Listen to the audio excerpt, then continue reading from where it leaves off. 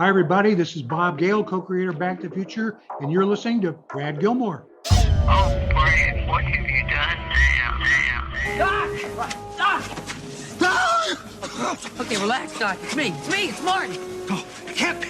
Just sent you back to the future. Yeah. Oh, I know you did send me back to the future, but I'm back. I'm back from the future. Great Scott. Wait a minute, Doc. Are you telling me that you built a time machine? Out of a DeLorean? The way I see it, if you're gonna build a time machine into a car, why not do it with some style? Whoa, this is heavy. It's Brad Gilmore here because just walking into my home, just scrolling through Instagram, I saw, here in my front door, I saw Eric Tate of Flight BTTF post on Instagram of the tragic news of the passing of James Tolkan. James Tolkan, of course, played Vice Principal Strickland in the Back to the Future franchise. 1931 to 2026, was a man that well into his, I guess that'd be his 90s, and was such an absolute, just perfect casting for that movie and that franchise. He's a Michigan native and was living there in New York, but he was in more than just Back to the Future. Back to the Future, obviously the two sequels. He was in Serpico. He was in Prince of the City, Top Gun, Masters of the Universe, Dick Tracy. He was a member of the Problem Child series of films. And he was just one of those guys. He was one of those guys who had such an amazing story. I remember talking to him on this podcast before. But obviously before I knew a whole lot of his story, and just remember all the interesting things about him. And he was in the United States Navy during the Korean War. He went to the University of Iowa, got his bachelor's in arts, in drama, and then started his film career. And he, his first big movie, I guess, or credited movie, was a film called Stiletto, which is a crime movie. But he did a bunch of stuff. He even played Napoleon Bonaparte in Love and Death.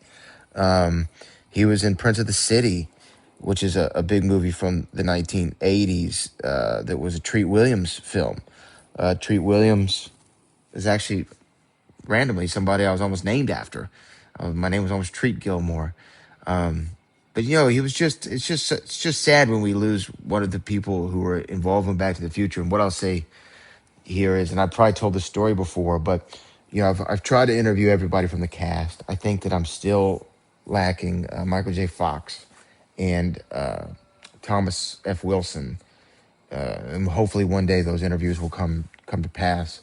But I remember trying to track down James Tolkan, and God, I wish I remember who told me. I had a friend or somebody in the Back to the Future community, and I'm so sorry if you're listening to this. I cannot remember who it was, but they told me hey, he goes to this. It was like a country club or something. And now it's been, gosh, this was before the pandemic, I think. So it's been 7 or 8 years since this interview happened. But it was something like a country club or some sort of club. I'd have to go back and try to find out. But that he goes to, maybe if you write a letter there, they'll be able to get it to him. So I wrote a letter by hand and had it delivered to this address that was given to me. And I made it out to Mr. Tolkan, and it was just a handwritten note saying he would love to talk to you sometime. And I believe it was in the middle of the NBA Finals, because this sounds right to me. It was in the middle of the NBA Finals, and he being James, called me on my cell phone in the middle of the finals. It was like, yeah, I'm looking for Brad. I said, yes. He's like, this is James Tolkan. I go, Mr. Tolkan, great to talk to you. He's like, I got your note. I'm okay. Yeah, let's do an interview. And I'm like, great. When are you free? He's like, how about Tuesday or whatever day it was, right? I said, okay, great. He was like, how long does this need to be? I was like, can I get you for 20, 30 minutes? He was like, oh, who would want to talk to me for that long? I said, I would. And he laughed. And just a few days later, I called him right at 6 o'clock or whatever it was. And we had a fun little chat, and he was great. And he called me a slacker. And, could you ask for anything better than that? And I'm just kind of reacting to this news live. And I'm going to go ahead and replay that interview with James Tolkan here as a part of this episode. But very unfortunate, very sad. And, rest in peace to James Tolkan. Strickland forever, but an actor, a father, your husband, all the things, just one of those guys who,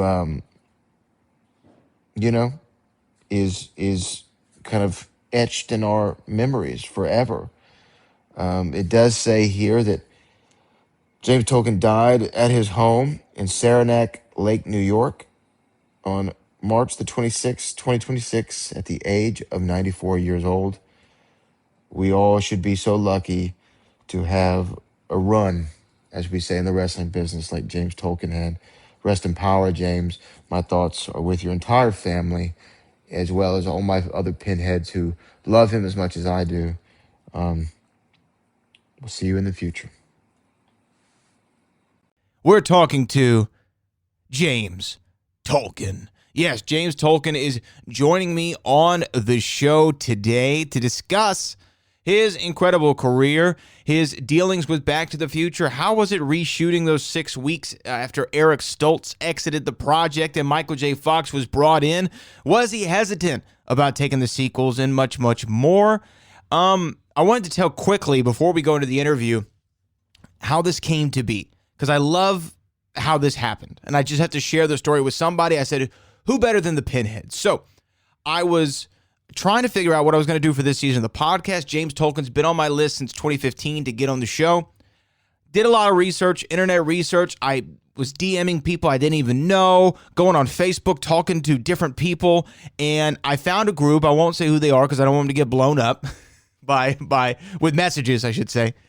And I started reaching out to them, and they said, hey, I don't know, but here's an address that I know he takes fan mail at. I said, okay. So I wrote James a handwritten note, I don't know, several months ago, and I didn't hear anything back. Then I talked to another castmate from Back to the Future. I reached out to them, and they said, I'll talk to James. And then they sent back correspondence saying his wife said, we got your letter, be in touch. I said, okay, cool. Well, months and months and months go by. I don't hear anything. And a couple weeks ago, I'm doing this in June, at the end of June, or July right now, I'm sorry, end of July. A couple weeks go by. I said, you know what? I'm going to send another handwritten note. So I found a card stock, stationery type stuff. I wrote James a 2-line note, and I left my number at the end of it. Again, I don't hear anything. I'm watching, I think it was Game 4 of the NBA Finals. It's starting. I'm watching Giannis. I'm watching Chris Paul. Phone goes off. It's a number I don't recognize. Rarely do I answer these. But I had my phone in my hand, so I just said, hello. And I hear, yeah, Brad? I was like, yes, speaking. And they go, Brad, this is Jim. And I said, oh, okay. Hey, Jim. I had no idea who was on the other line. Then he goes, it's Jim Tolkan. I said, Jim Tolkan? Hey, how are you doing, sir? And he's like, I'm great. I got your letter, ready to do the interview. When do you want to do it? And I'm like, whenever. He said, call me Monday. So I called him Monday. He said, can we do it tonight? I said, yeah, let's do it. So I let go of my radio responsibilities as soon as I got off the air, gave him a call. Actually, he called me 2 minutes before the interview time, and you're about to hear the conversation that I had with the awesome legend himself, Mr. James Tolkan, otherwise known as the Vice Principal Strickland from Back to the Future, and Marshall Strickland from Back to the Future Part 3. Here we go. Check it out.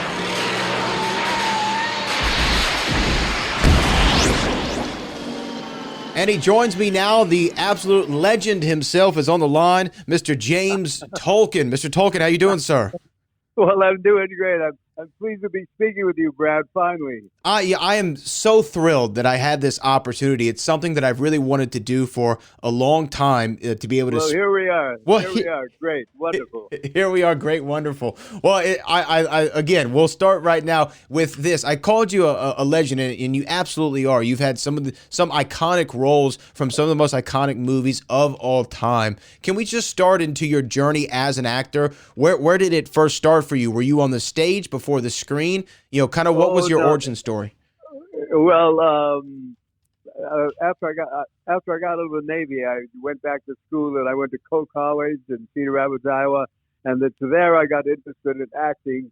And after 2 years at Coe, and I had a lot of affirmation about what I was doing, I transferred to the University of Iowa, which had a big theater department. And at Iowa, I learned. They said if you're serious about being an actor, you got to go to New York and study with either Lee Strasberg or Stella Adler. So I wanted to study with Stella Adler at that time. So in 1956, I got in a Greyhound bus out of Iowa City. I had $75 in my pocket. I didn't know a soul in New York, and I got on that Greyhound bus to go to New York to be an actor. Oh my God! I didn't know what I was getting into. When I arrived in New York, I was scared to death, and I had to find some place to live, and I did that, and my money ran out, and I had to get. After 6 years of college, I'm working as a busboy on Central Park South, and it was very challenging at first, but it was really the greatest time of my life because it was full of promise and possibilities. And I'm so glad I left that. I felt, even though I had a lot of life experience, when I got to New York, I felt like I was a relative hick, and I had so much to learn, and I was challenged, and it was so great. It was just so great. My first apartment in New York, I finally found a place you could get a cold water flat back then.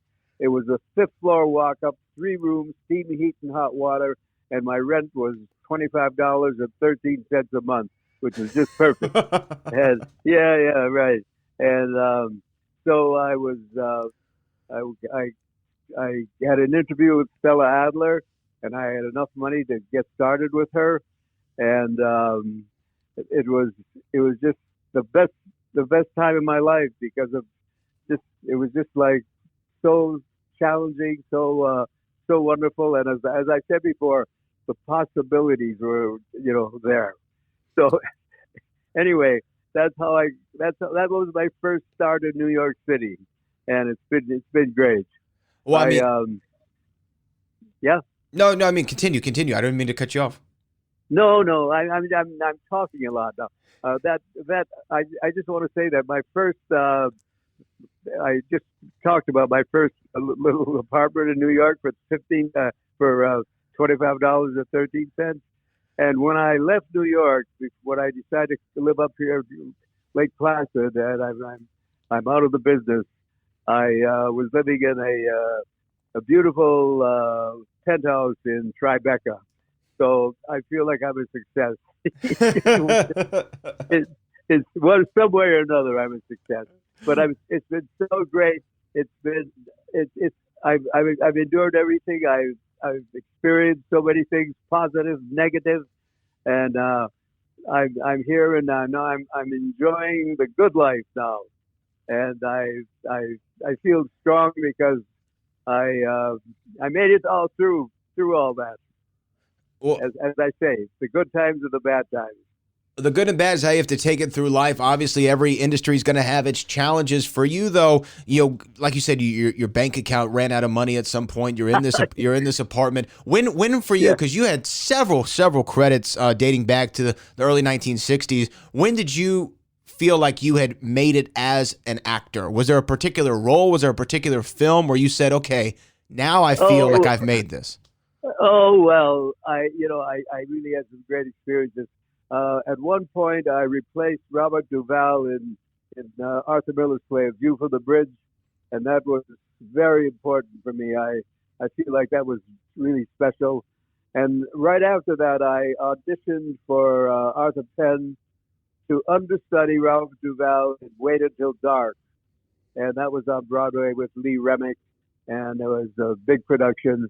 And after 2 weeks, the playing after New York, after Wait Until Dark opened in New York, 2 weeks, Robert Duvall broke his hip in a riding accident, and suddenly I was on, and it went beautifully.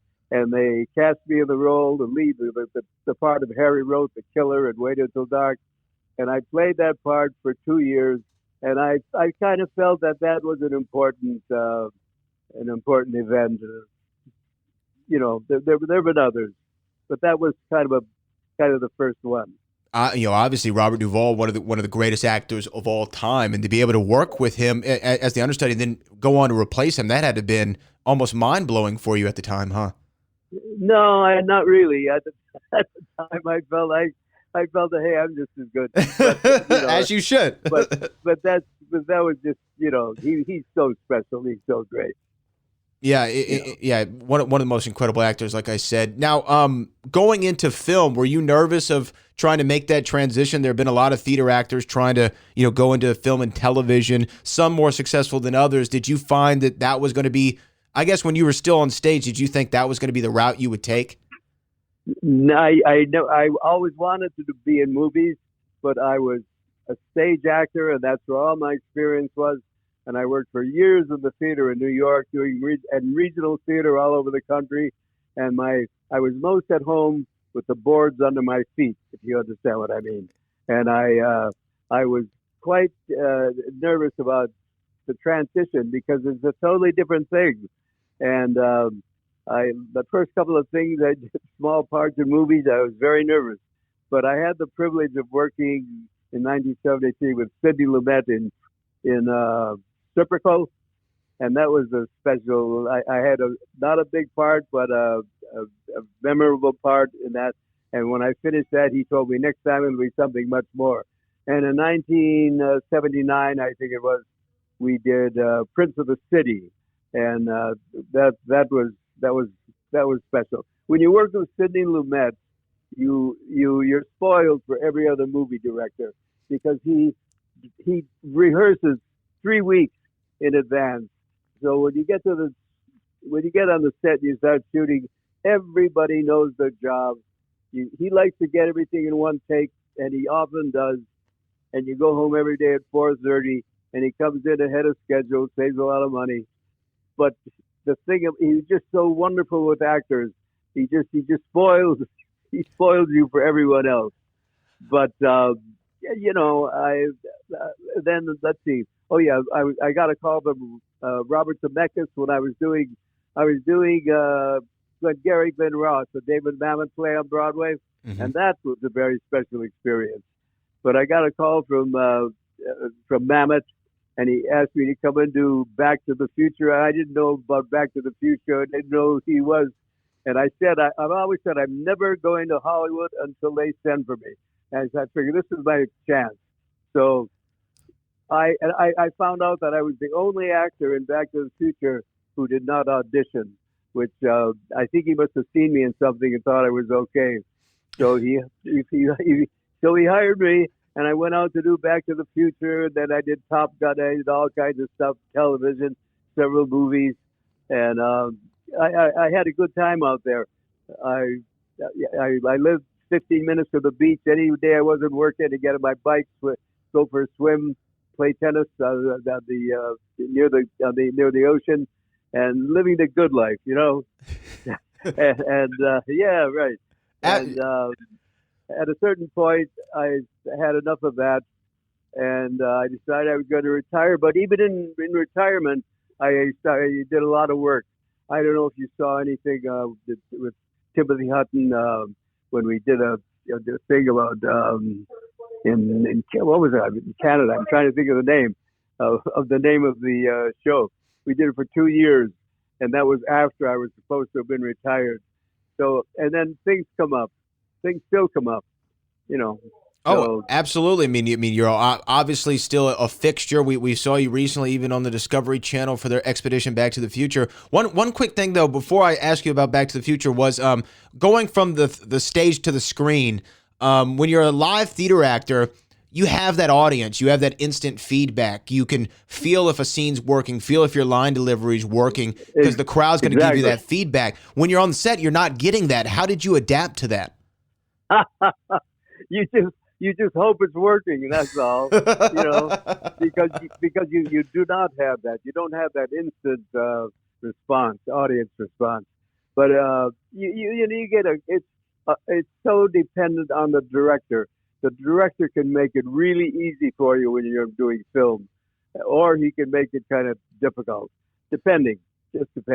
And I did some TV out there. I don't like doing TV. I did one good show at TV I really liked, with Pierce Brosnan. The Remington Steele? Yeah, Remington Steele. I liked what I did there, but I did a lot of junk too. yeah, absolutely. Well, to ask you about Back to the Future, you brought up an interesting fact that you didn't audition for the film. There's a legendary story of there was a different Marty McFly at first that was portrayed by Eric Stoltz. Michael J. Fox then replaced him. Did you find that difficult to have to shoot all of your scenes over again? No, I found it easier because everything was rewritten and and it was tighter writing and it was better. So I thought it was a big improvement. And once Michael J. Fox showed up, he was so graceful and easy. It was a different show.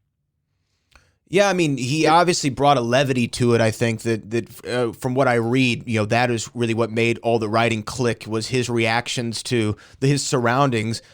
You playing Vice Principal Strickland, which is such a famous role for yourself. Obviously, I'm sure that people come up to you all the time and say, "Call me a slacker," and things. That is correct. And I still get tons of fan mail, and from all over the world, believe it or not. That I 2 or 3 times a year I have to hire somebody to answer these letters. But it's been amazing because Strickland was not that big a role, but it made an impression. What can I say? Well, I think when you look at the film, and outside of the main roles of Biff, Marty, Lorraine, Doc, and George, Principal Strickland, Vice Principal Strickland is the most iconic of those roles, and I think the most important character, because in all the films, you play a pivotal role in how the story ends up playing out, whether it be taking of the almanac or what have you. Who did you think that guy was, Strickland, when you read the sides for the character? Who did I think it was? Yeah, did you base it on anybody? I based it on a certain character element in myself. So you kind of identified maybe with, I don't know, some of it, because I'm sure coming from the military, as you did, you were used to a certain amount of structure, and that seems to be what Strickland's main thing was. Was he wanted structure and order? Did you have to tap into any of that? You're absolutely correct. That's right. You mentioned though that after the film came out, obviously it was massive, the biggest film in 1985. You went on to do Top Gun after that with Tom Cruise, who's arguably still the biggest movie star in the world. Yes. And then you had these 2 massive movies back to back. Did you think that was going to be how it kept going, that you were just going to be in these massive blockbusters year after year? No, I thought, well, hey, it's Hollywood. Anything could happen. So I should have got home after those 2 movies, but I stayed out for another maybe 8 or 9 years, and I stayed busy, and I enjoyed it out there. But I knew my time in Hollywood was limited; that it was not the place for me. And the friend of mine once said, when you start to hate the palm trees, it's time to go home. That's the greatest quote I think I've ever heard about California. When you start to hate the palm trees, it's time to go to Lake Placid. Let me ask you this: when they did these sequels for Back to the Future and they gave you the call, was there any apprehension about joining back up and doing that again? Oh, and it was a privilege each time because to work with these guys, Robert Zemeckis, Bob Gale, they're so special. Their writing was so good, and they were so wonderful to work with. It was an honor and a pleasure. And I guess you probably enjoyed getting to do kind of a variant of the character in the third film, playing the marshal in the Old West. Was that a fun time as well?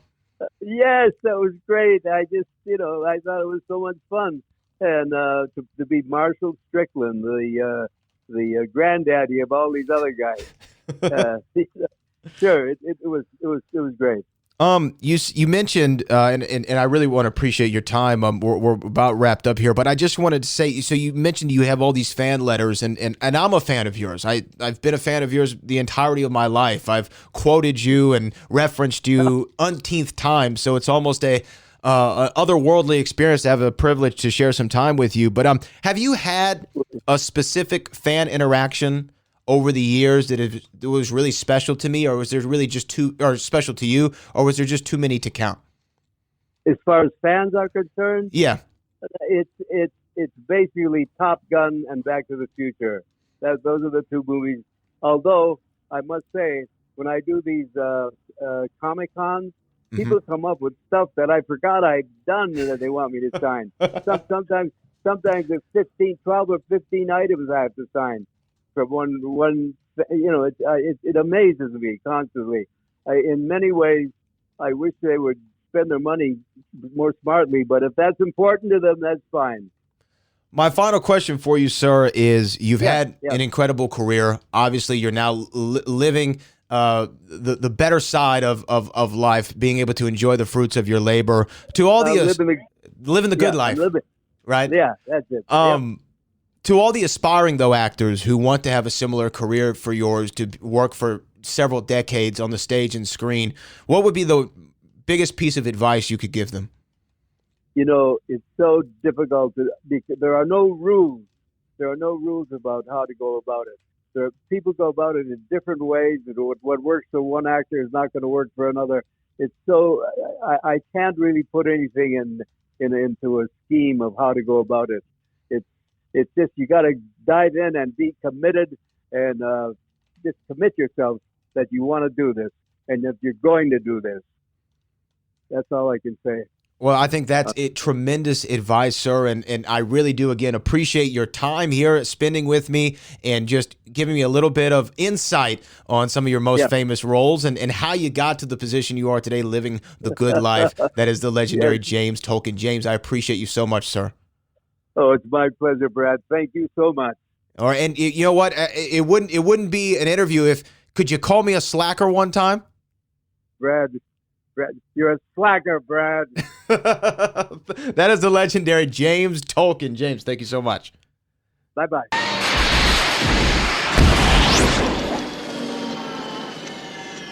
And there you have it. There you have it. The man himself, James Tolkan, on Back to the Future, the podcast. Still can't believe that I got it in the bag, 90 years of age, and what an absolute treat. That is all we have for you today. Make sure you subscribe to the podcast. More episodes of Season 8 of Back to the Future, the podcast, are on the way.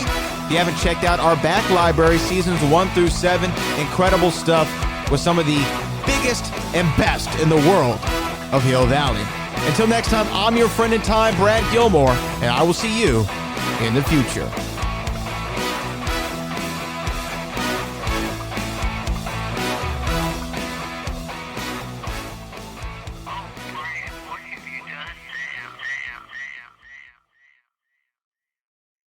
Oh, Brad, what have you done now?